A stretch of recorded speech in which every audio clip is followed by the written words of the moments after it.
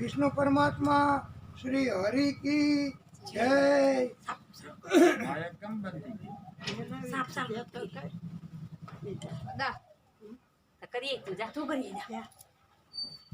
भागवती ने कथा में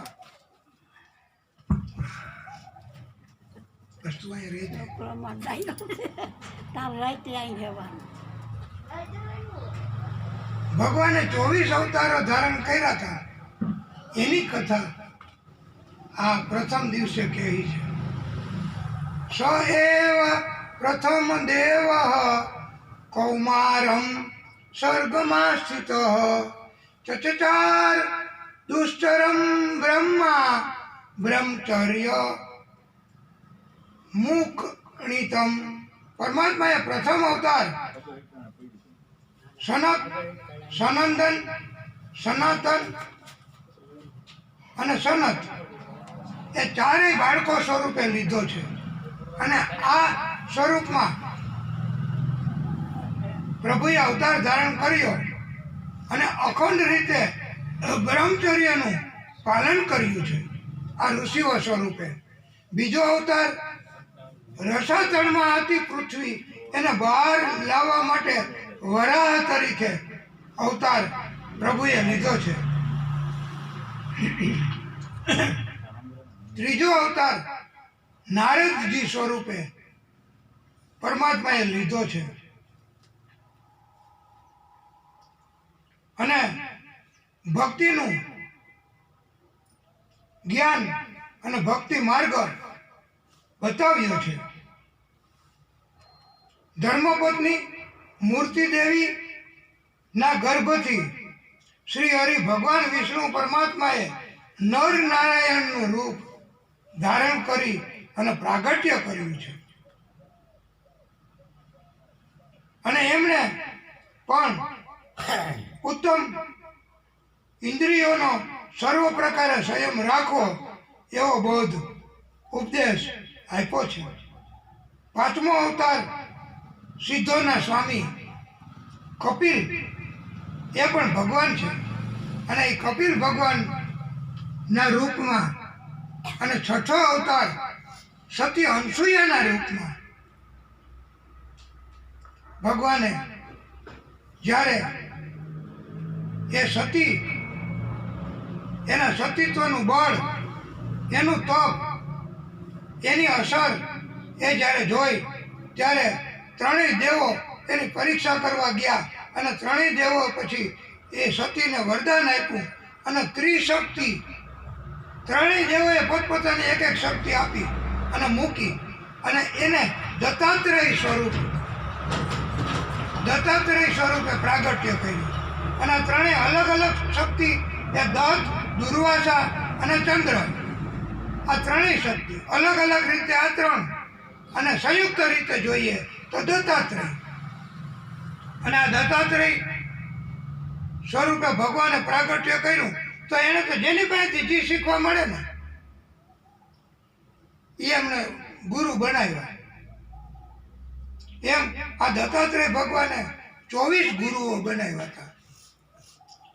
પૃથ્વી વાયુ આકાશ જળ અગ્નિ ચંદ્ર સૂર્ય હોલો અજગર આ 24 તત્વો ये बधाई पासेथी काई ने काई शिक्षण मेळवुं ज छे शीखा ज छे पण आपणी अंदर शीखवानी भावना आपणी अंदर शीखवानी वृत्ति होय तो आपणे शीखवा मळे तो आपणे एने गुरु बनावीए। आ 24 गुरुओ धारण कर्या पछी सातमो अवतार यज्ञ रूपे અને વિષ્ણુ ભગવાને નાભી રાજાની પત્ની મેરુ દેવીના ગર્ભથી આઠમો અવતાર વૃષભદેવ સ્વરૂપે લીધો અને સંતોનો માર્ગ બતાવ્યો છે। નવમો અવતાર પૃથુ ભગવાન તરીકે લીધો અને આખી પૃથ્વીમાંથી સમસ્ત ઔષધિઓનું એમણે પ્રાપ્ત કર્યું ગ્રહણ કર્યું છે। दसमो अवतार ए मत्स्य रूपे ભગવાને લીધેલો છે. 11મો અવતાર કાચબા રૂપે, 12મો અવતાર ધન્વંતરી રૂપે, 13મો અવતાર મોહિની દેવી રૂપે. આ અવતારો ધારણ કર્યા અને 14મો અવતાર તો નૃસિંહ રૂપ, અડધું નર અડધું સિંહ એનું સ્વરૂપ ધારણ કર્યું. 15મો અવતાર વામનજી રૂપે અને 16મો અવતાર પરશુરામજી તરીકે, 17મો અવતાર વ્યાસ ભગવાન ના રૂપમાં કે જેમણે આ ભાગવતજીની કથાનો વિસ્તાર વિગતવાર વર્ણન અને 4 શ્લોકમાંથી 18,000 શ્લોકમાં રચના કરી. 18મો અવતાર રામજી સ્વરૂપે, રામ પ્રભુ સ્વરૂપે. 19મો અવતાર બલરામજીના રૂપમાં. 20મો અવતાર ભગવાન કૃષ્ણના રૂપમાં. અને કૃષ્ણ ભગવાને આ પૃથ્વી ઉપરથી બધા પાપનો નાશ કર્યો, પૃથ્વીનો ભાર હળવો કર્યો છે અને ધર્મનું સ્થાપન કર્યું છે. અને 21મો અવતાર બુદ્ધ. અને કલયુગ આ પૂરો થાય પછી 22મો અવતાર કલ્કી રૂપે થવાનો છે. એની આગમવાણી કહી દીધી છે. એ યશ નામના બ્રાહ્મણ, યશ નામના રાજા, અને એને ત્યાં કલ્કી રૂપે અવતાર થવાનો છે.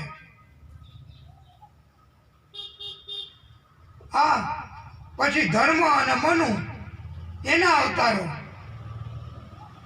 અને એક વિદ્વાન કવિ એમણે તો કહ્યું છે કે પ્રભુએ 9 અવતારો, એમાં વિગતવાર કહીએ તો આટલા અવતાર, અને 9 અવતારો જે મુખ્ય છે એમ કહે છે.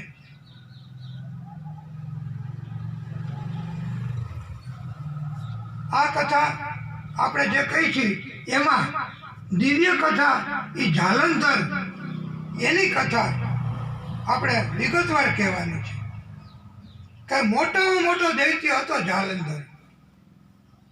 સંતોને, બ્રાહ્મણોને, ભક્તોને એવા ત્રાસ આપે કે સહન જ ન થાય. પૃથ્વીનો ભાર આનાથી જ વધે છે. અને પછી આ દૈત્ય એમને તો એવું વરદાન ભગવાનને રાજી કરીને માંગ્યું, પછી જ બધાય આમ તો ત્રાસ કરતા હોય કે પોતે જ ભગવાન છે એવું બધું ફેલાવતા હોય. પણ પહેલાં તો બહુ કરવું પડે આકરું. એમાં જાલંધર એમણે એવું વરદાન માંગ્યું હતું કે પોતાના પત્ની એનું સતીત્વ કોઈ ભંગ કરે તો જ, અને એનું સતીત્વ ભંગ થાય એટલે એના ગળામાં જે પુષ્પની માળા પહેરતો, તો એ પુષ્પની માળા કરમાઈ જાય જ્યારે, ત્યારે એના પત્નીનું સતીત્વ ભંગ થયું અને તો જ એનું મૃત્યુ થાય. આ સિવાય એનું મૃત્યુ જ ન થાય. હવે આ આવડો મોટો દૈત્ય, હવે એના પત્નીનું સતીત્વનો ભંગ કરવા કોણ જઈ શકે? એટલે એનું મૃત્યુ ન થાય. એનું મૃત્યુ ન થાય એટલે એ બધા એના માટે ત્રાસ દેવા જ્યાં હોય ત્યાં, કારણ કે એને ખબર પડી ગઈ કે મારું મૃત્યુ સંભવિત જ નથી.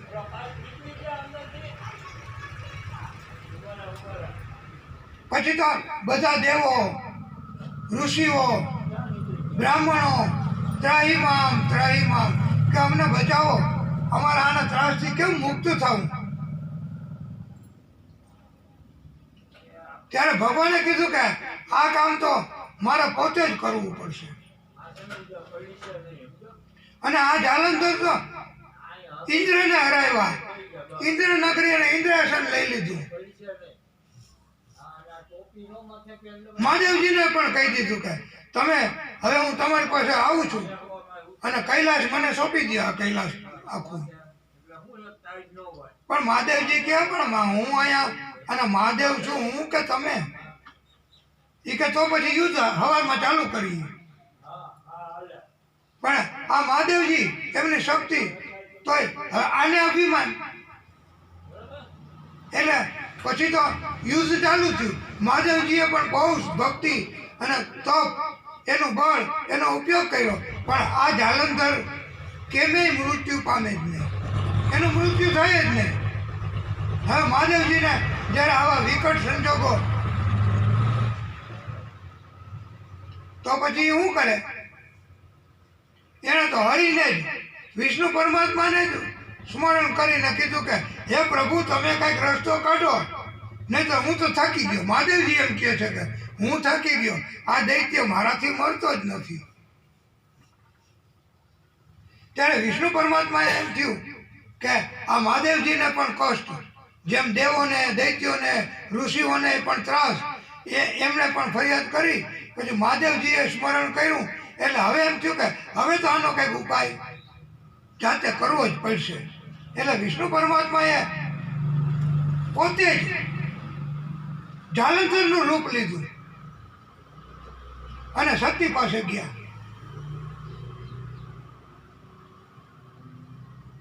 અને સતીએ કીધું કે પણ તમારે તો યુદ્ધ કરવાનું હતું મહાદેવજી સાથે. એ કહે તો જીતી ગયા આપણે, અને ઉત્સવ મનાવવાનો છે, ઉજાણી કરવાની છે.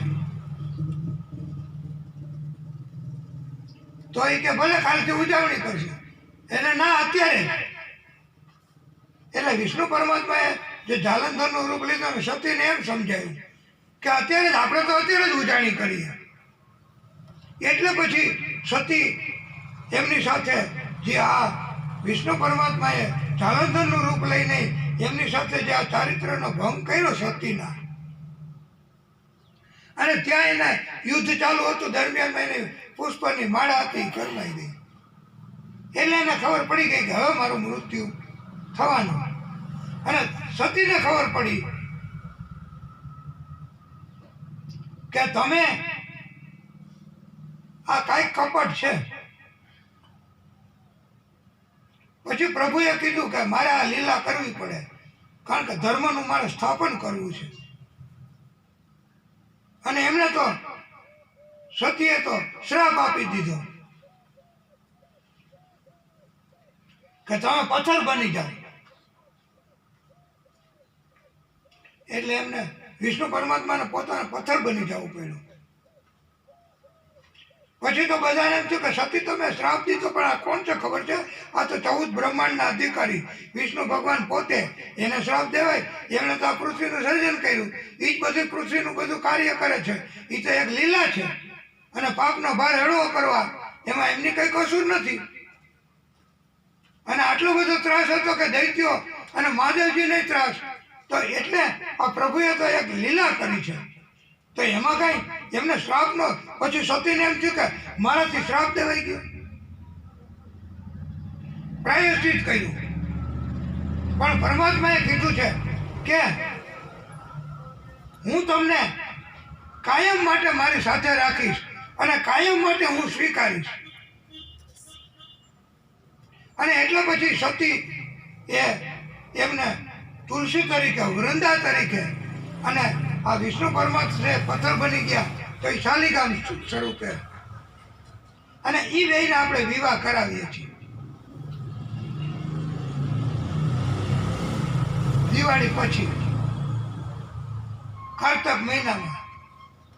અને 11 આવે ને ત્યારે તુલસી વિવાહ નથી કરતા, એમ ઉજવણી કરીએ. એ આ શાલિગ્રામ અને તુલસીજી, અને આ પ્રભુએ પોતે આવી રીતે અવતાર ધારણ કર્યા વગર પણ આવા કાર્યો કર્યા છે. આ ભાગવતજીની કથા સાંભળવામાં અને વિચારવામાં અને પચન કરવામાં અને સમજવામાં બહુ ગૂઢ છે, બહુ ગુહ્ય છે. એટલું બધું કે આ સમજાય જ નહીં. અને એના કારણથી આની એટલી બધી મહત્વ અને એટલી બધી કિંમત છે અને એટલું બધું મૂલ્ય છે.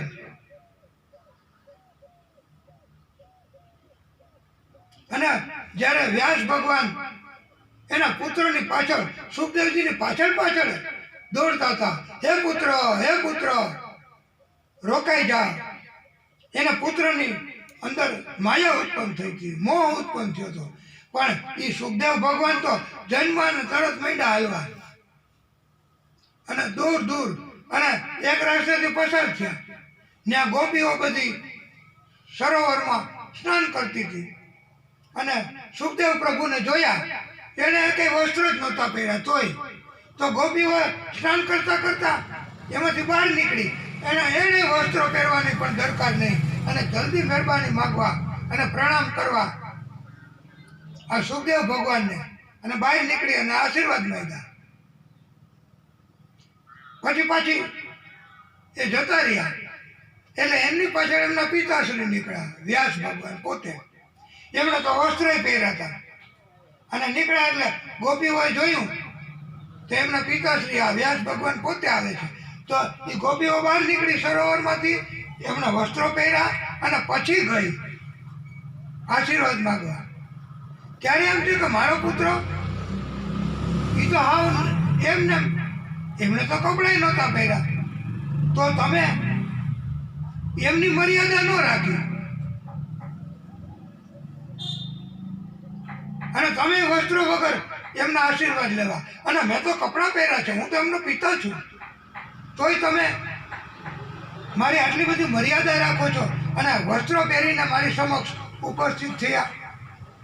ત્યારે એ ગોપીઓએ એમ કીધું કે આપના પુત્ર એ સુખદેવ ભગવાન, એને તો આ સ્ત્રી અને પુરુષ એમાં શું ભેદ છે એની ખબર નથી, એટલે એને અમારે એની સમક્ષ જવું હોય ને તો કંઈ મર્યાદા કે વસ્ત્ર કે એની જરૂર નથી.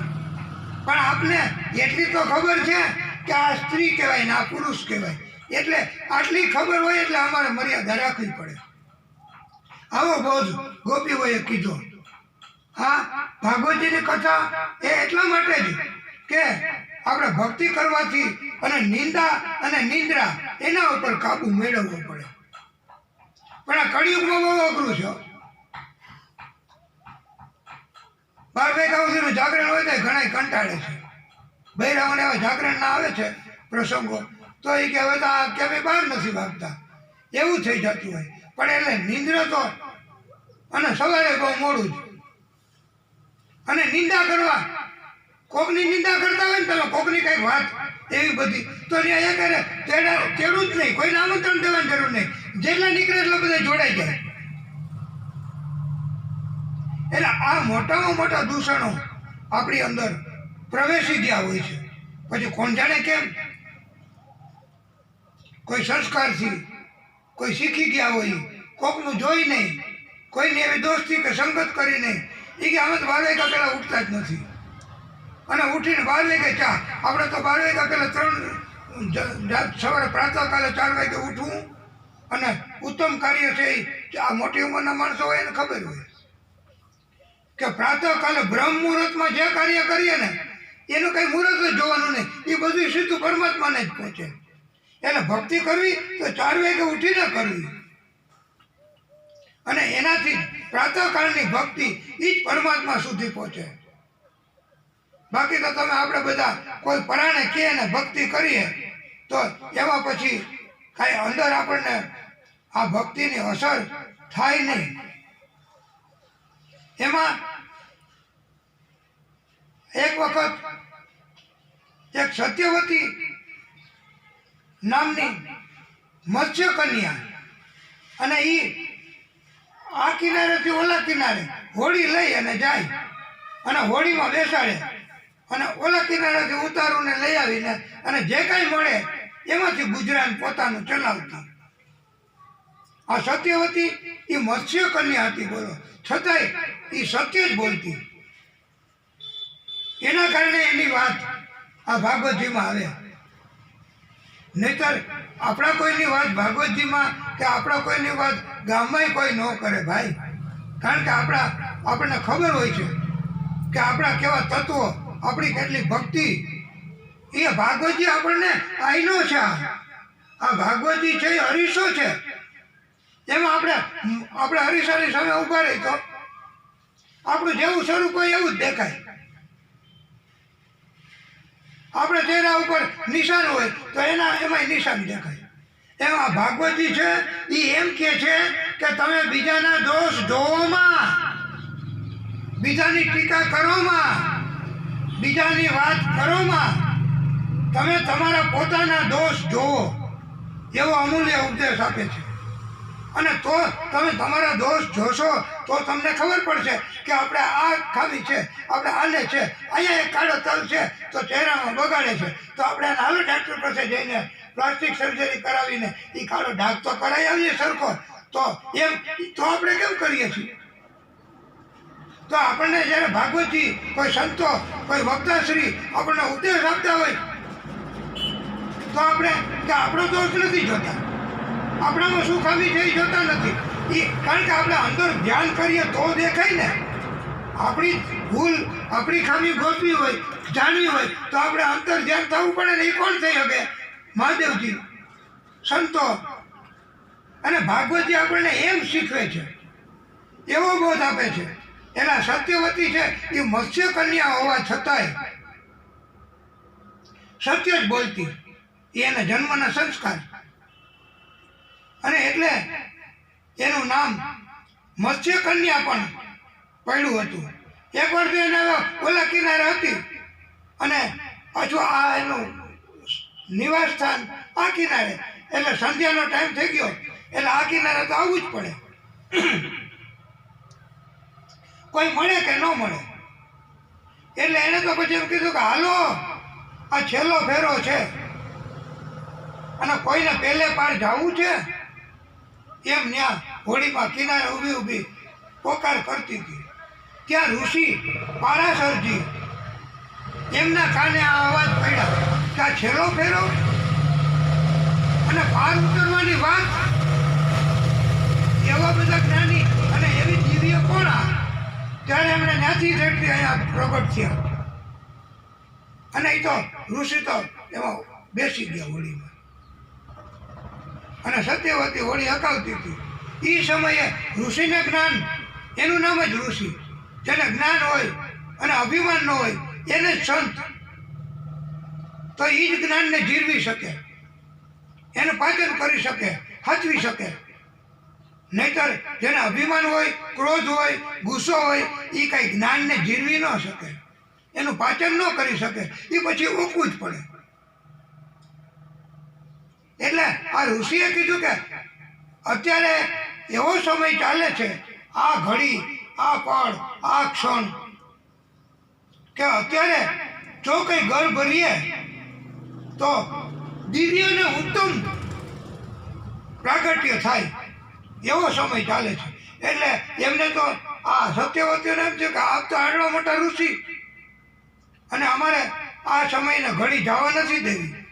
એટલે એમની સાથે ઋષિએ ગર્ભાધાન કરાવ્યું અને પછી જે પ્રાગટ્ય થયું સંતાન તરીકે, તો એ વ્યાસ ભગવાન પોતે નાનકડા બાળક સ્વરૂપે જન્મ્યા આ સત્યવતીના કુખેથી. પણ એ ત્યારે કુંવારી, રાખી શકાય નહીં. એટલે એક ટાપુ હતો ને ટાપુમાં મૂકી દીધું અને એ બાળક જન્મથી શ્યામ, એટલે એને કૃષ્ણ કહેવાય. શ્યામ હોય એને કૃષ્ણ. આ તમને એવું થતું હોય છે કે હવાથી હતા તો કૃષ્ણ કૃષ્ણ અને કૃષ્ણ જ કાં બોલે, પણ કૃષ્ણ એમ ન કહેવાય, કૃષ્ણ એમ જ કહેવાય. તો જ કૃષ્ણને આપણો અવાજ બોલે. કૃષ્ણ ન કહેવાય. કૃષ્ણ તો દ્રૌપદી. કૃષ્ણ એમ કહી તો કૃષ્ણ કૃષ્ણ તો દ્રૌપદીને અવાજ પૂગે તો એ આવે. એટલે આપણે તો કૃષ્ણની જ જરૂર. એટલે આપણે કૃષ્ણ એમ જ કહેવું, હે કૃષ્ણ એમ જ કહેવાય. એટલે કૃષ્ણને અવાજ પૂગે. એટલે આનું નામ શ્યામ હતો એટલે કૃષ્ણ. અને ટાપુ ઉપર છોડી દીધા એટલે દ્વૈપાયન. અને એનામાં એવો ગુણ હતો જન્મથી કે એક મંત્ર એનો એટલો બધો વિસ્તાર કરી નાખે અત્યારે તો છોકરાઓને એમ કીધું હોય કે આ એક વિષય છે ને હોલી, તો એના વિશે તમે 30 લીટી લખ્યા હો, તો એ કહો 30 લીટી કેમ લખવી હોલી વિશે? પણ આ વ્યાસ ભગવાન એની અંદર તો એવો ગુણ હતો જન્મથી કે વિસ્તાર કરે તો 4 શ્લોકમાંથી 18,000 શ્લોકનો વિસ્તાર કર્યો. હવે એનો જન્મ 12 સ્વરૂપે, એટલે એને વ્યાસ કહેવાય. અમને બધાને વ્યાસ એટલે કે વિસ્તારથી સમજાવી શકે, વિસ્તાર કરી શકે. એટલે કૃષ્ણ દ્વૈપાયન વ્યાસ એનું અસલ નામ વ્યાસ ભગવાન કહેતો, અને વ્યાસ પ્રભુ કહેતો કે વ્યાસજી કહી, તો એ પોતે એક જ એનું મૂળ નામ આ કૃષ્ણ દ્વૈપાયન વ્યાસ. અને એ આપણે એની આ કથા, અને એમણે જ આ કથાનો વિસ્તાર કર્યો. અને સમય જતા પછી આખી કથા એ આપણે વિગતવાર પછી આગળ આવશે ત્યારે પણ કહેવાની છે.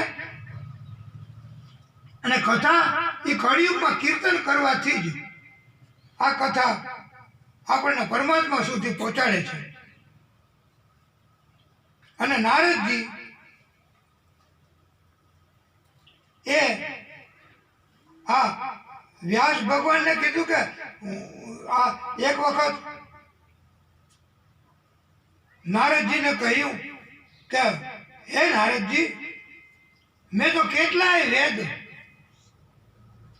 એની રચના કરી, ઉપવેદો, પુરાણો, ઉપપુરાણો કેટલુંય લખ્યું, વિસ્તાર કર્યો અને સમજાય એવું લોકો માટે આટલું બધું કાર્ય કર્યું, પણ હજી મને સંતોષ થતો નથી. મને હજી એમ થાય છે કે મારે કાંઈક ને કાંઈક હજી કહેવું છે, હજી મારે કાંઈક રચના નવી કરવી છે. આવું કેમ? અને એના કારણથી મને આમાં ઉદાસીનતા રહે છે, આનંદમાં વિક્ષેપ પડે છે. કાંઈક ચિંતા હોય એટલે આનંદમાં વિક્ષેપ પડે.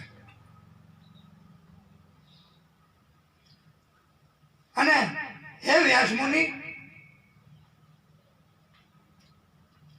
જે વાણીથી આ નારદજી કહે છે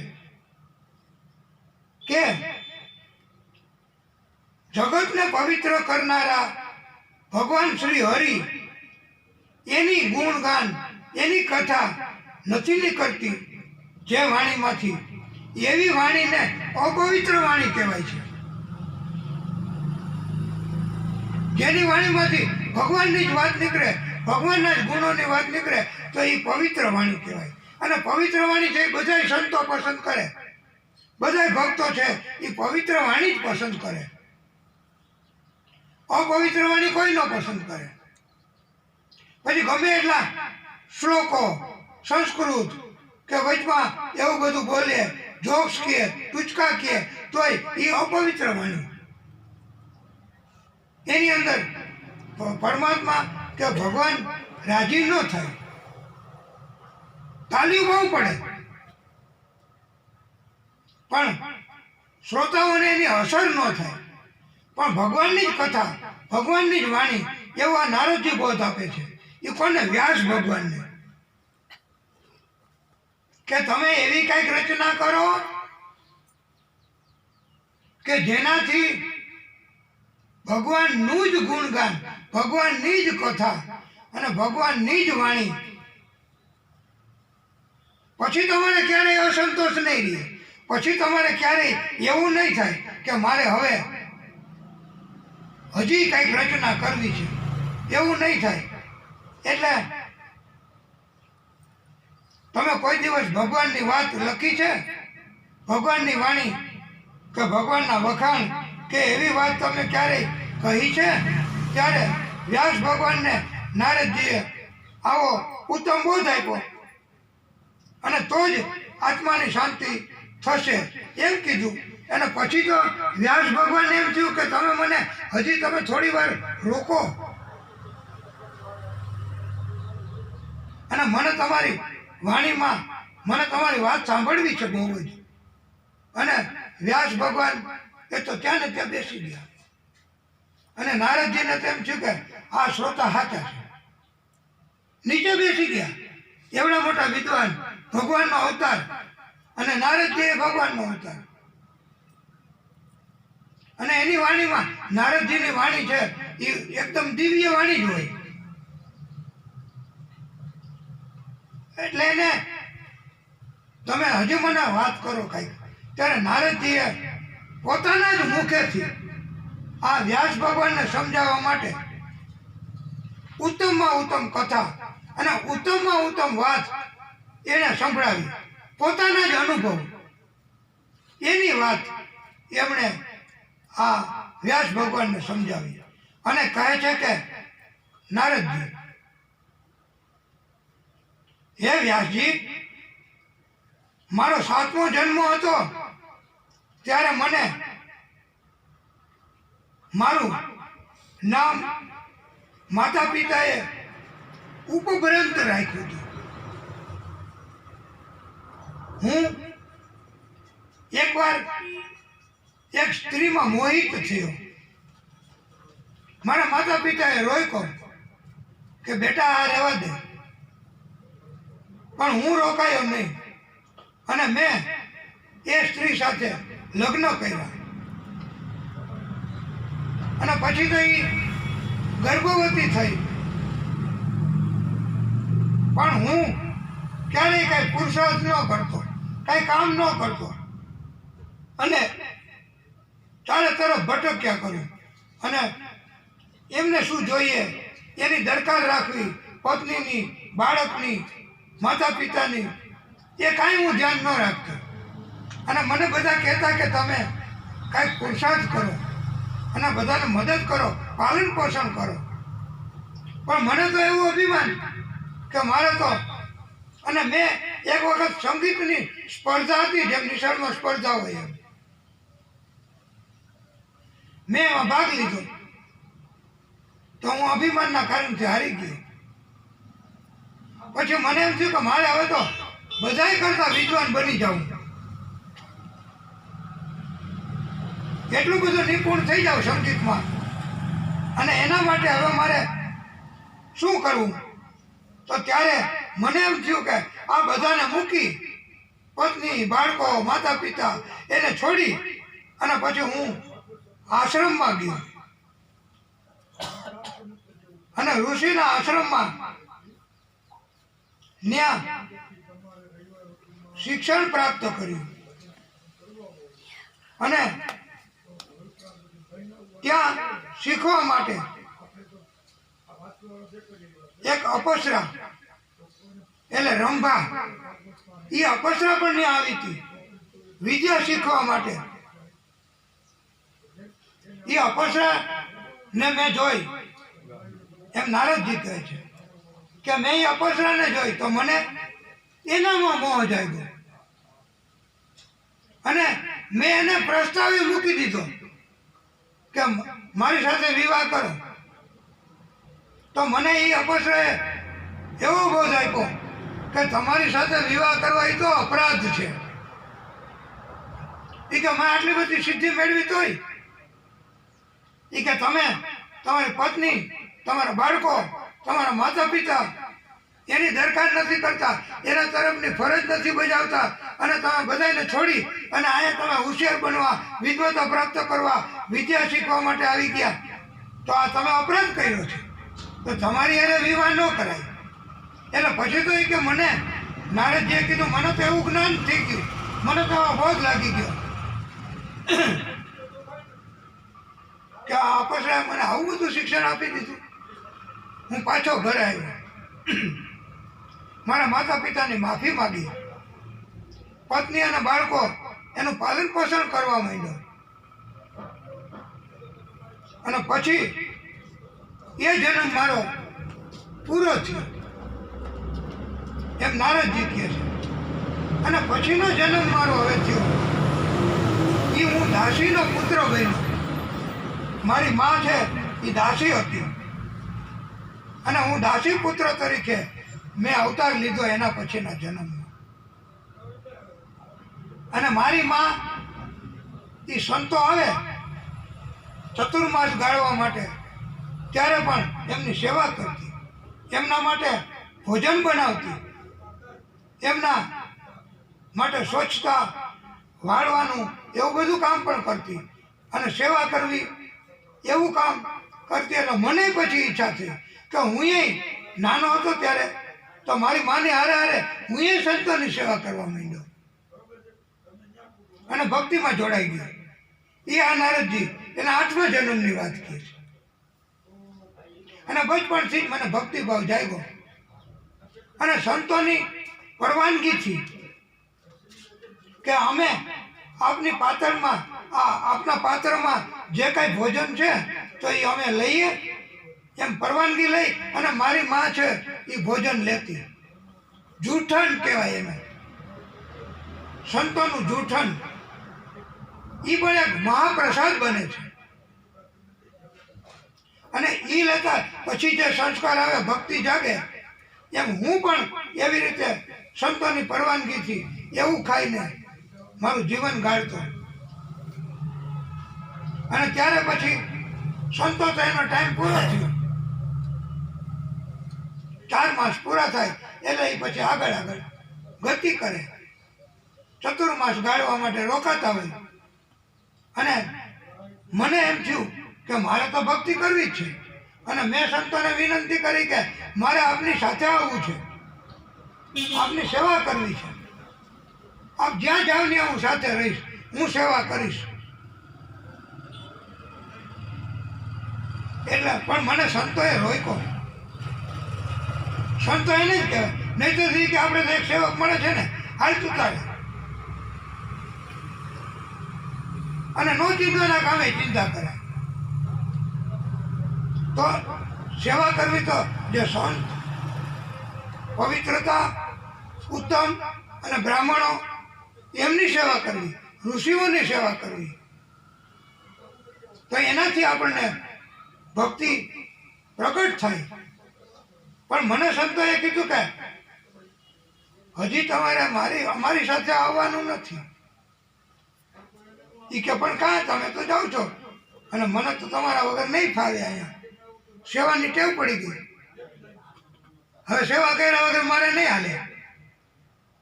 એકવાર ટેવ પડી જાય ને પછી.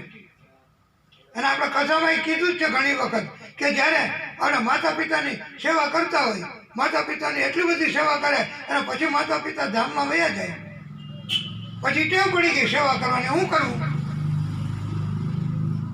તો પછી એમ કીધું છે કથામાં કે જેને માતા પિતાની બહુ સેવા કરી, માતા પિતા ધામમાં વયા ગયા, પછી એને સેવા કરવાની ટેવ પડી, તો એવા બધા સદાત્મા હોય પછી શું કરવું કે પછી એને મંદિરે જવું, ત્યાં કોઈ હોય તો એમની સેવા કરવી અને ભગવાનનું ભજન કરવું.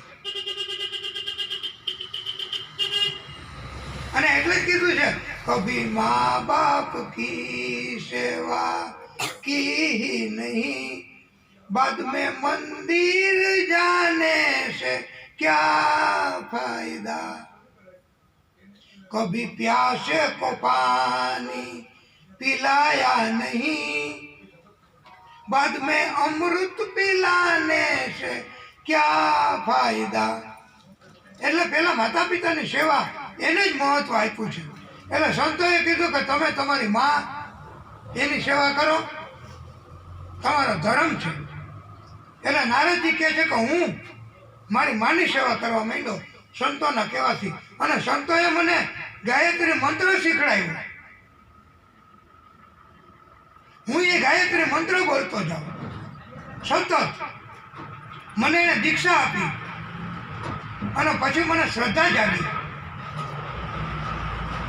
અને શ્રદ્ધા જાગે તો જ ભગવાનને ઓળખવાની શક્તિ આવે, ભગવાનના ભક્તોને ઓળખવાની શક્તિ આવે. અને આ સૃષ્ટિના બધા જ કામ, જેટલા જેટલા અઘરા કામ હોય ને, ભગવાનને સોંપી દેવા. પણ ભગવાન છે ને એ આપણે પછી આનો અર્થ ઘણા તો એવો કરતા હોય છે કથામાં કે હદાય કીધું હતું જેટલા જેટલા એવા કામ હોય ને આપણે બધા ભગવાનને જ સોંપી દેવા. એટલે હું બધા કામ હોય ને સવારથી સાંજ સુધીમાં જેટલા મારા આવા કર્મ થઈ જાય ને એ હું ભગવાનને દીવો કરી પ્રગટ થઈ પ્રાર્થના કરી અને હે પ્રભુ હું તમને અર્પણ કરું છું. પણ ભગવાન કેવા કામ સ્વીકારે છે એ તો પહેલાં જાણવું. તો ભગવાન જે તમે પાપ કર્મ કરો તો ન સ્વીકારે, એ ભગવાનને સોંપવાના ન હોય. પુણ્ય કર્મ એ બધું ભગવાનને સોંપીએ. અમે તો કંઈ યાદે નથી રાખતા કે કોને હું બોધ આપ્યો, કોને શું શીખડાયું, કોને શું શાંતિ આપી, કોને શું દાન કર્યું, અમે બધું ભૂલી જ જાય છે. તો આવા સત્કર્મ કે આવો પ્રકારના જે કર્મ હોય ને એ ભગવાનને સોંપી દેવા. હું કામે કે આપણને પછી એવા કર્મનું અભિમાન ન જાગે, એટલે ભગવાનને સોંપી દેવા. અને ભગવાન હંમેશા ભક્તો પાસેથી સત્કર્મને એ બધું સ્વીકારે છે. અત્યારે બેંકમાં તમે નોટું જમા કરાવવા જાઓ કે ધન જમા કરાવવા જાઓ તો લઈએ, પણ તમે નકલી નાના બાળકો હોય એને ખબર ન હોય તો એ કે લાવો હું એ જમા કરાવવા જાઉં. હા, પણ એ તો નકલી નોટું છે, બેંકવાળા નહીં લે. એમ કળિયુગમાં ઘણાય એ કે હું તો બધું ભગવાનને સોંપી દઉં છું, પણ ભગવાન તમારું આ નહીં લે. આ તો તમે પાપ કર્મ કરો છો. તમારું સત્કર્મ ભગવાનને સોંપો. એમ આ ભાગવતકારોએ આ કથા ઉપરથી એવો બોધ આપ્યો. અને સંતો પછી તો વિદાય થયા અને હું મારી માતાની સેવા કરી અને ગાયત્રી મંત્ર અને પ્રભુનું સ્મરણ ને ભજન કીર્તન એના સિવાય કાંઈ ન કરો. બીજી કોઈ વાતમાં ધ્યાન જ નહીં ને. અને આવી ટેવ પડી ગઈ. અને પછી તો એકવાર રાત્રિના સમયે મારી માં એ ગાય દોવા માટે ગઈ અને ત્યાં એને સર્પે ડંસ દીધો.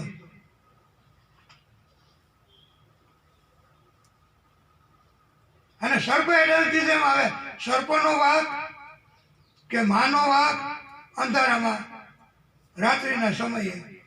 એટલે પછી મારી માં એ ત્યાં ને ત્યાં પછી મૃત્યુ પામી. આ નારદજી કહે છે પોતાની જન્મોની વાત. અને પછી તો હવે હું એકલો જ. હવે તો સંતો કે હવે તો ભક્તિમાં કોઈ રોકે નહીં. મેં બધી મારી ફરજ ધર્મ બજાવી દીધો અને પછી મેં ભક્તિ કરવા માંડ્યો અને મને આકાશવાણી થઈ કે તમે આ જન્મમાં તો તમને આ ઝાંખી નહીં થાય. પ્રભુની ભક્તિ તમારે કરવાની ચાલુ જ રાખવી પડશે.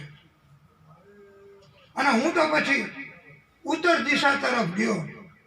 ગામ, નગર, શહેર, જંગલ, વિરાન પ્રદેશો આવ્યા, નદીઓ, નાળાઓ એ બધા પસાર કરતા કરતા કરતા કરતા અને ભગવાનનું ભજન કરતા કરતા આ નારદજી કહે છે કે હું તો બધી યાત્રાઓમાં નીકળી ગયો.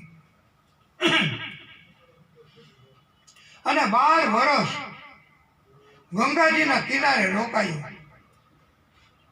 આ ઉત્તર દિશાનું એટલા માટે કે ઉત્તર દિશા એ શાંતિ આપનારી દિશા છે.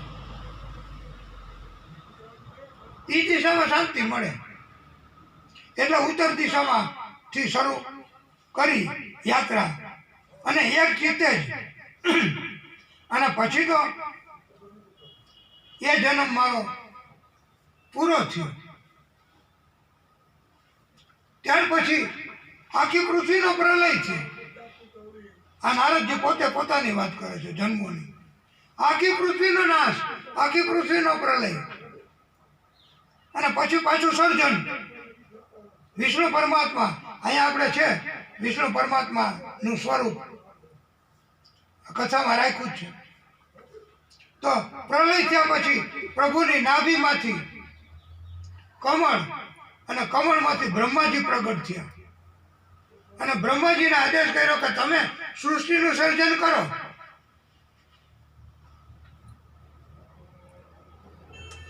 એક 1000 ચતુર્યુગ પસાર થઈ ગયા અને બ્રહ્માજીએ કઈ તરત ન માની લીધું. ભગવાન આદેશ કર્યો એટલે ભગવાને કીધું પણ અને ભગવાન બ્રહ્માજીએ કેટલું 1000 વર્ષ તો તપ કર્યું. પછી ભગવાને પોતે કીધું બ્રહ્માજીને કે તમે સૃષ્ટિનું સર્જન કરો, મારે તમારા મારફત સર્જન કરાવવું છે સૃષ્ટિનું. તો એ કે મને મારી રચના, મારું સર્જન એની માયા લાગે તો. ત્યારે ભગવાને પોતે જ આ વિષ્ણુ પરમાત્મા શ્રી હરિનું અહીંયા પ્રાગટ્ય છે, સ્વરૂપ છે, તો એણે પોતે જ બ્રહ્માજીને પોતાના મોઢેથી, પોતાના મુખેથી એને સમજાવી, વાત કરી એ 4 શ્લોકમાં. અને એ મૂળ ભાગવત કથા 4 શ્લોકમાં ભગવાને પોતે કીધી છે. બોલો, આ કોઈ ગ્રંથ નથી, આ કોઈ લખેલી એવી ચોપડી નથી, આ કોઈ પુસ્તક નથી. આ તો વિષ્ણુ પરમાત્માએ પોતે બ્રહ્માજીને આ પોતાની વાણીથી, આ વાણી સ્વરૂપ છે. આ ભાગવતજીની કથા એ પરમાત્માની વાણી સ્વરૂપ છે. અને એ વાણી, એ કથા, એની અંદર દિવ્યતા આવે છે. અને આ ઘણા એમ માનતા હોય કે અજા પોથી લઈને આવ્યા, એમાં ચોપડી કે હું હશે તો અમે મસ્તક ઉપર ધારણ કરી. પણ આ વિષ્ણુ પરમાત્માની વાણી સ્વરૂપ છે. એને વાંગમય મૂર્તિ કહેવાય. આ વાણી સ્વરૂપની મૂર્તિ પ્રભુની એ કથા ભાગવતજી. એટલે ભાગવતજી કાંઈ કોઈ એવી કોઈ રચના નથી કે એવી કોઈ વાત નથી કે જે કોઈ બુદ્ધિશાળી માણસે લખી હોય. આ તો પ્રભુએ પોતે કીધેલી વાણી. તો એનું કઈ મહત્વ ઓછું હોય? ભગવાને પોતે કીધું એ. અને અમે પણ આ ભગવાનની જે વાત છે એ, એનો અભ્યાસ, એનું શિક્ષણ, જેમ નારદજીએ પોતાની વાત કરી તો એના કારણથી તો ભક્તિ જાગે. અને ભક્તિ જાગે તો આપણે કથા સાંભળીએ તો આપણને એ પ્રભુના દર્શન થાય, ઝાંખી થાય. ઘણા વૈષ્ણવો કે અમે શ્રીનાથજી જાય છે નાથ દ્વારા, પછી અમને ઘરે આવીએ ત્યારે 1-2 દિવસ એવું લાગે. એટલે શું લાગે કે શ્રીનાથજી ગયા ને દર્શન કરીએ છીએ ને આવું સ્વરૂપ છે ને 8-8 પોર 8 વખત દર્શન થાય 24 કલાકમાં નાથ દ્વારામાં શ્રીનાથજી બાવાના. એ શ્રીનાથજી બાવા એને આપણે પછી એનો પ્રભાવ આપણી ઉપર આવી જાય દર્શન કરવા ગયા હોય. પછી ઘરે આવીએ ત્યારે 2-3 દિવસ હોય એનો પ્રભાવ તો રહે. અને આપણને એમ થાય કે સારું 2-3 દિવસ તો બહુ આનંદ થયો, પણ હવે પછી કોઈ જાણે કેમ કે એ દર્શન કે એ ઝાંખી એનું પાછું આમ ચિંતન કરું છું, પણ એ માનસ ઉપર કે મગજ ઉપર એ સ્વરૂપ તો હવે દેખાતું જ નથી. પણ ક્યાંથી દેખાય? ભક્તિ જાગી પછી આપણે દુનિયાના કામમાં વ્યસ્ત, દુનિયાના દૂષણો આપણને લાગી ગયા, એટલે પછી આપણને ભક્તિની અસર પછી ઘટી જાય, એટલે ઝાંખી ન થાય. આ તો શ્રીનાથજી બાવામાં આપણે જ્યારે આપણે નથી કહેતા તન મન ધન શ્રીજીના ચરણોમાં, બધું શ્રીજીના ચરણમાં મૂકીએ તો આપણને કાંઈ નહીં આપણા હૃદયમાં એમનું સ્વરૂપ આવે, બિરાજે. અને તો આપણને કાયમ આનંદ આનંદ અને આનંદ. અને ઘણા વૈષ્ણવો તો કહે છે કે મારા ઘટમાં બિરાજતા શ્રીનાથજી જમનાજી મહાપ્રભુજી, મારું મનડું છે ગોકુળ વનરાવન, મારા તનના આંગણિયામાં તુલસીના વન. આ રીતે આંગણા તુલસી. એના કારણે ભક્તિ જાગે. અને એ વૈષ્ણવો જ્યારે એ કીર્તન પોતાના અંતઃકરણમાંથી જ્યારે ગાય ત્યારે શ્રીનાથજી બાબા પોતે નાથધારામાંથી અહીંયા પધારે અને એ શ્રવણ કરવામાં બેસી જાય છે નીચે. એ ભક્ત કહેવાય કે જ્યારે શ્રીનાથજી બાબાના ભક્ત હોય ને એને તો કોઈ જાતનું ક્યારે અભિમાન જ ન હોય. એમ કે મને પ્રાણ થકી મારા વૈષ્ણવો વાલા નિત્ય કરતા શ્રીનાથજીને કાલા રે વાલા. એટલે મને કે મારા પ્રાણ કરતા વૈષ્ણવો બહુ વાલા,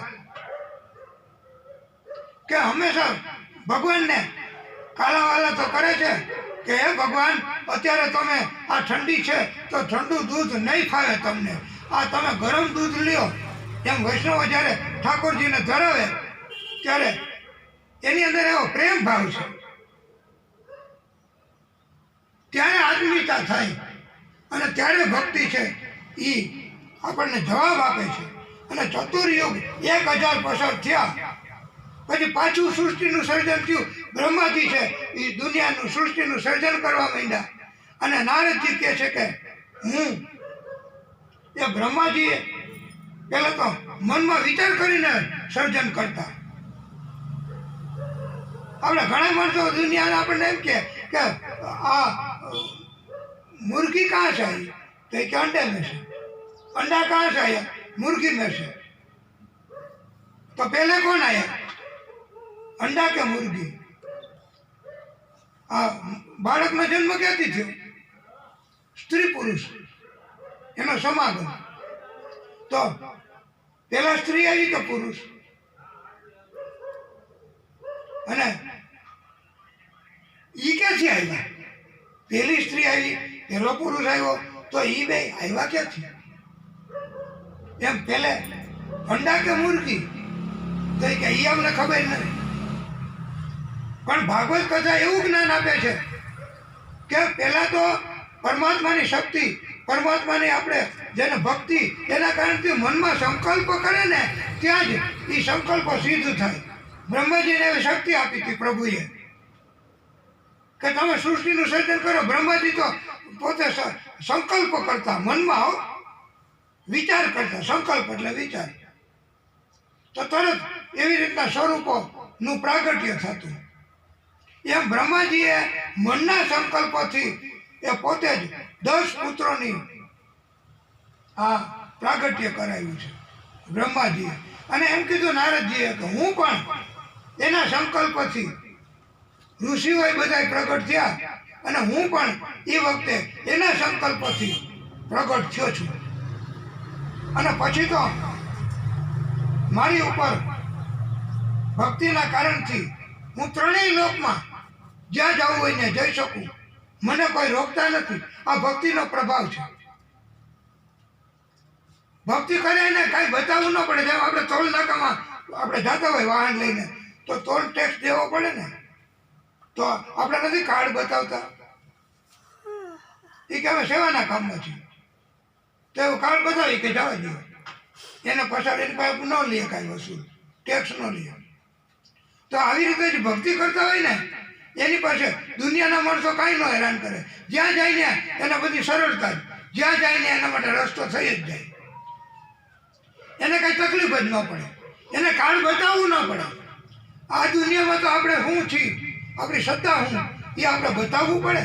પણ ભક્તને કાંઈ બતાવવું ન પડે. એની અંદરથી જ ભગવાન પોતે એવી પ્રતિભાવ, એવી આભા, એવો જેને કહેવાય કે એવું પ્રાગટ્ય થાય ભક્તિનું કે જેના કારણે એ સામેના માણસો છે એના ઉપર પ્રભાવ પડે અને એમ થાય કે આ તો દિવ્ય પુરુષ છે અને પગે લાગવાનું મન થાય છે. એ ભક્તિનો પ્રભાવ. એટલે એને કાંઈ જરૂર પડે નહીં. એમ નારદજીએ કીધું કે મારી ઉપર એટલી બધી કૃપા થઈ, એટલી બધી કૃપા થઈ કે પછી તો હું બધાય લોકમાં જ્યાં જવું હોય ને જાઉં. અને મને પ્રભુએ પ્રસન્ન થઈ અને એક વીણા આપી છે. એ હું વીણા ઉપર સંગીત અને એનું વાદન કરું, મને આનંદ થાય અને બીજા બધા સાંભળે ને એને બધાને આનંદ થાય. આવી મને વીણા પ્રભુએ આપી છે. આમ આ મારામાં જે કઈ શક્તિ છે એ પ્રભુની ભક્તિના કારણથી છે. એમ આ ભક્તિ છે એ ભગવાનનું નામ લેવાથી, કીર્તન કરવાથી અને સ્મરણ કરવાથી જ આવે. એક વખત એક ગામમાંથી, જેને આપણે નથી કહેતા કે કોઈ માણસ છે એ ધામમાં ગયા હોય પછી એમનું બોડી એ આપણે અગ્નિ સંસ્કાર માટે લઈ જતા હોય, ત્યારે બીજા બધા માણસો ભેગા હોય એ ભગવાનનું નામ લેતા હોય. તો સામેથી સંત આવ્યા, એને કીધું કે આ તમે બધા શું કરો છો? એ કે અમે બધા ભગવાનનું નામ લે છે. એ કે તમે બધા ભગવાનનું નામ લે? કે હા. તો એ કે આ તમે જેને લઈ જાઓ છો એ કેમ નથી લેતો? તો એ કે એ ન લે કે એનામાં હવે નથી રહ્યું કાંઈ તત્વ. જેનામાં તત્વ હોય, જેનામાં ભક્તિ હોય, જેનામાં પ્રભુ બિરાજે એ જ ભગવાનનું નામ લઈ શકે. એ સિવાય કોઈ ભગવાનનું નામ લઈ શકે નહીં. એટલે ભગવાનનું નામ આપ એવું વિચાર કરો તો બહુ સહેલું જ છે, ટેવ પડી જાય તો. નકર તો બહુ અઘરું છે. એટલે તમે ગમે એટલું કે બાબા હવે તમારે આ સમય નજીક આવ્યો છે તો તમે ભગવાનનું નામ લ્યો. હવે ડાક્ટરોએ કીધું છે કે હવે તમે ભગવાનનું નામ લેશો તો તમારું કલ્યાણ થશે. તો ત્યારે અને હું નામ લેવો? એ કે આ તે કીધું. પણ એ કે તમે કહો તો ખરા હું નામ લેવો? લ્યો હું તમને કહું. તો બાબાને કહે કે હવે તમારે આ બેઠા બેઠા રામ રામ એવું તો હેલું છે, એ તો બોલજો. તો એ હવે તમે હું નામ લેવો એ કહો. તો એ કે તે કીધું એ જ લઈશ તું તારે. પણ બોલો તો ખરા. પણ નો બોલે, નો ટેવ પડી હોય એ કોઈ દી બોલી શકે નહીં. પહેલાં તો ભક્તિ જાગવી જોઈએ, શ્રદ્ધા જાગવી જોઈએ, વિશ્વાસ જાગવો જોઈએ. તો જ આ આપણે કળિયુગના માણસો અને તો જ આપણે ભક્તિના માર્ગે વળી શકીએ. નહીંતર આ કાંઈ ગાડી ચલાવવી છે તો એ કે ચાવી બાજુ વ્યા જાઓ ને સીધા આવેલા જાય તો એટલે આવી જશે સરપંચનું ઘર. પણ એમ આવે ઘર, એમ આપણને ભગવાન પાસે પુગાય? આ તો પહેલાં ઘણાય અભિમાન, ઘણોય ક્રોધ બધું છોડવું પડે. ભક્તિ જાગે પછી એની મેળે ભગવાન પોતે આપણને ખેંચે છે. ભક્તને એકવાર એમ કહે છે, શ્રીનાથજી બાબા એમ કહે છે કે તમે એકવાર મારી સાથે એનો સંપર્ક કરાવી દો. વલ્ભાચાર્યજીને અને શ્રીનાથજી બાબા એમ કીધું કે તમે મારા વૈષ્ણવનો તમે મારી સાથે એકવાર સંપર્ક કરાવી દો બસ. પછી તમારે નિશ્ચિત, પછી હું એ ભક્તનું કાયમી રીતે એનું પોષણ કરીશ, એનું ધ્યાન રાખીશ. પણ એકવાર તમે મારી હારે એને તમે લઈ અને મારી હારે સંપર્ક કરાવો. એટલે આપણે નથી કહેતા બ્રહ્મ સંબંધ લેવડાવી દઈએ બાળ અવસ્થામાં. અને પછી શ્રીનાથજી બાબા સંભાળી લે આખી જિંદગી એનું, પછી છોડતા નથી. ભગવાન કૃષ્ણએ કીધું છે કે મને જે કોઈ ભક્ત હોય એને હું ખેંચી લઉં, એને હું પકડી લઉં. મને પકડતા આવડે પણ મને છોડતા આવડતું નથી. એટલે ભગવાનનો આ ગુણ છે અને એટલે જ ભગવાન પાસે જવાય. નકર આ તો ઘડીકમાં એ કે તમે તો અમારા ભગવાન, અને ઘડીકમાં એ કે હવે કઈ ભગવાન હોય? લ્યો બોલો વાત. તો આ પરમાત્માની અંદર આવો ગુણ છે એટલે તો વર્ષો સુધી બધા પરમાત્માની વાત કરે તો એનાથી બધા પાવન થઈ જાય, બધા પવિત્ર થઈ જાય છે. અને ત્યાર પછી નારદજીએ કીધું છે કે હવે તમે વ્યાસ મુનિ આ ભગવાનની કથા, ભગવાનની વાત અને ભગવાનની રચના એ તમે એનો વિસ્તાર કરો. અને હું તમને કહું છું. તો નારદજીએ પ્રભુએ એને જે 4 શ્લોક આપ્યા હતા વિષ્ણુ પરમાત્માએ મોઢેથી કહીને, એ 4 શ્લોક નારદજીએ એ વ્યાસ ભગવાનને કીધા. અને એમ કીધું કે હવે તમે આ 4 શ્લોક છે ને એનો વિસ્તાર કરો વિગતે, અને એટલું બધું સરળ કરી નાખો કે જેથી કરીને આ લોકોને હાવ સરળતાથી સમજાઈ જાય. અને એના કારણથી વ્યાસ ભગવાને, વ્યાસ મુનિએ નારદજીના બોધ ઉપરથી ઉત્તમ કાર્ય કર્યું. અને 4 શ્લોકમાંથી 18,000 શ્લોક એનો વિસ્તાર કર્યો કે પછી હવે કઈ અઘરું જ ન પડે. એક શબ્દ ન સમજાય એવો હોય ને તો એના ઉપરથી કેટલાય શ્લોક બનાવી નાખે એટલે સમજાઈ જાય. અને એમ છતાં અત્યારે કળિયુગમાં કેવું છે જો કે આમાં ઘણા ઉત્તમ વૈષ્ણવો હોય એને કથા સમજાતી હોય, પણ બીજા ઘણા એવા માણસો હોય કે જેને કઈ કથા એટલે હું ખબર જ ન હોય, એ ઉપરથી જ જતી હોય. પછી એને તમે ઘરે જઈને પૂછો શું આવ્યું કથામાં, એ કે હજાર આવી બધી વાતો કરી, પણ પછી પણ આ ભક્તિથી જ દિવ્યતા આવે છે. અને ભક્તિથી પોતે ભગવાનની કૃપા થાય તો ભગવાનની વાત કરી શકે. અને વ્યાસ ભગવાને આવું એટલે જ એને ભગવાન કીધા, અને એ ભગવાનનો અવતાર હતા. એટલે ભાગવતજીની કથા એનો વિસ્તાર કર્યો છે. અને નારદજીએ પોતે પોતાના મુખેથી કથા પોતાની આ કેટલા જન્મની વાત કરી. તો એ દિવ્ય કથા એના કારણથી આપણે હવે પછીના જે પ્રસંગો આવશે એ આપણે આવતીકાલથી તો એવા પ્રસંગો બધા આવવાના છે કે એમાં પછી વધારેમાં વધારે રસ જાગતો જશે. આજે તો એવી કથા છે કે આ કથા સમજવી તો બહુ અઘરી. આ કથા સમજવી એના માટે તો બહુ જ ચિત્ત અને મન કંટ્રોલમાં રાખવું પડે, નહીંતર મન છે એ પાછું ખેતરે વહી જાય. અને આપણે કથામાં બેઠા હોય તો પછી એ પછી ન પકડાય કથા. જેમ મોબાઈલમાં નથી, બાળકોને ખબર હોય કે ટાવર પછી ન પકડાય. મોબાઈલમાં આવું હોય છે કે એનાથી દૂર જાઓ એટલે પછી ટાવર ન પકડાય તો તમે મોબાઈલનો ઉપયોગ ન કરી શકો. આ ભગવાનથી તમે દૂર જાઓ પછી તમે એનો ઉપયોગ, ભગવાનથી દૂર ગયા એટલે તમને ભગવાનની કૃપા ઘટે.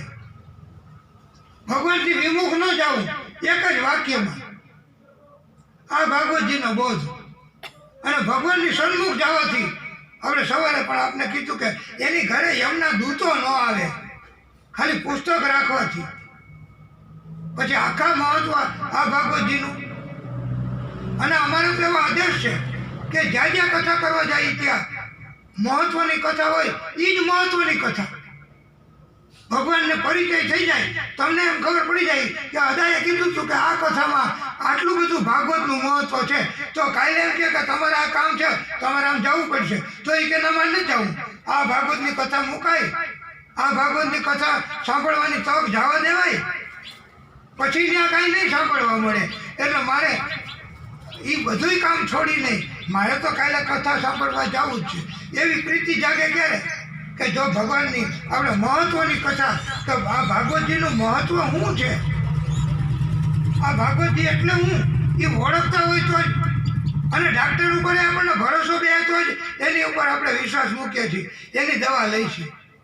કેટલાયને પૂછી છીએ કે આવું થયું હોય તો આપણે ક્યાં ડાક્ટર પાસે જાવ, એ કે અમારે કોને હાવ સારું થઈ ગયું હતું અને એ બહુ હોશિયાર ડાક્ટર છે, અને તોય આપણને વિશ્વાસ ન બે, તોય આપણે ન જઈએ એમ. તો પછી આ ભગવાનની કથા અને એમને કોઈ વિશ્વાસ મૂકી દે, એમને કોઈને શ્રદ્ધા જાગે, પણ આ શું કથા છે એ મહત્વની ખબર પડી જાય. આને આપણે ઓળખી ગયા આજે આ ભાગવતજીને, તો હવે આપણે ક્યારેય જિંદગી પર્યંત આ ભાગવતજીને છોડી ન શકીએ.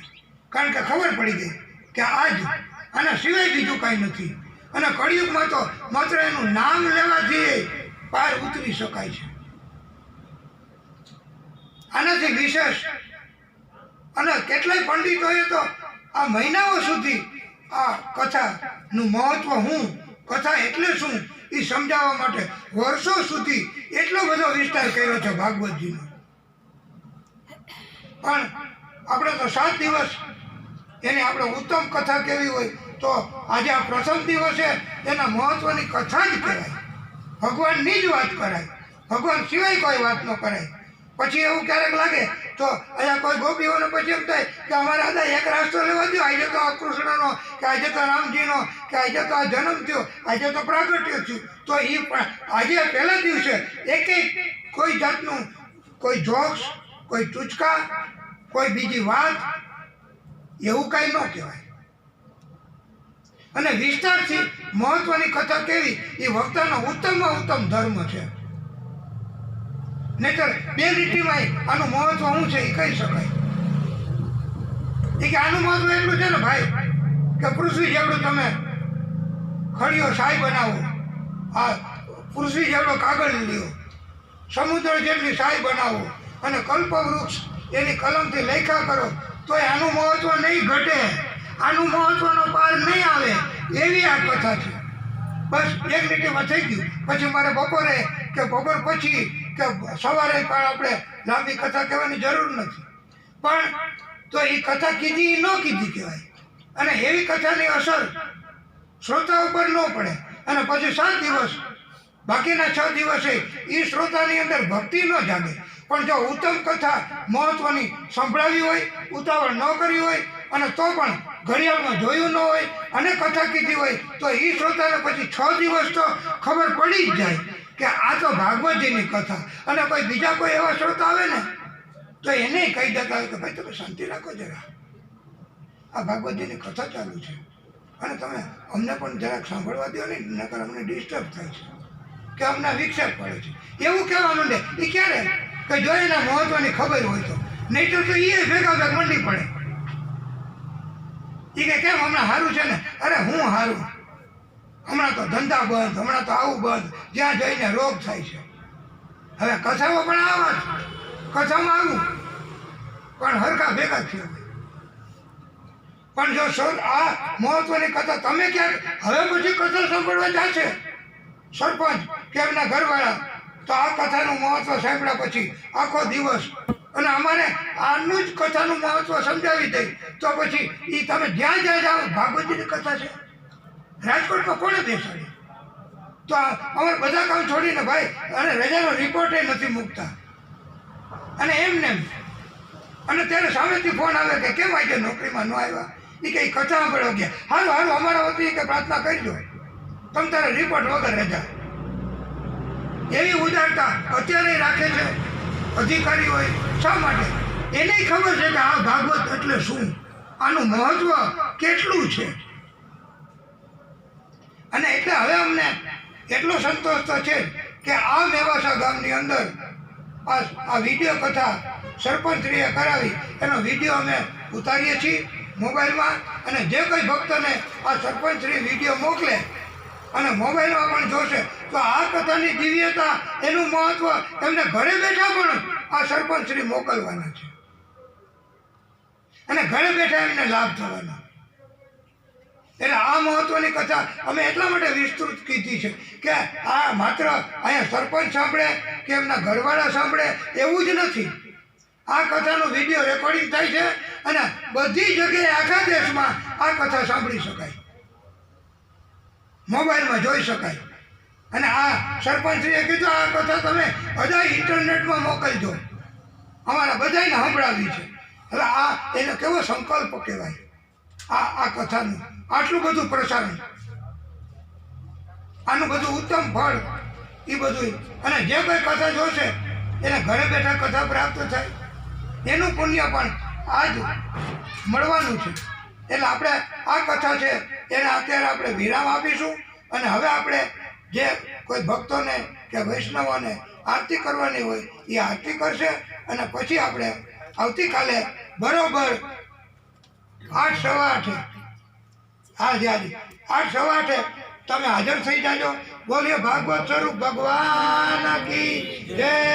ઓમ નમઃ પાર્વતી પતયે હર હર મહાદેવ. હે પ્રભુ, હે વિષ્ણુ પરમાત્મા.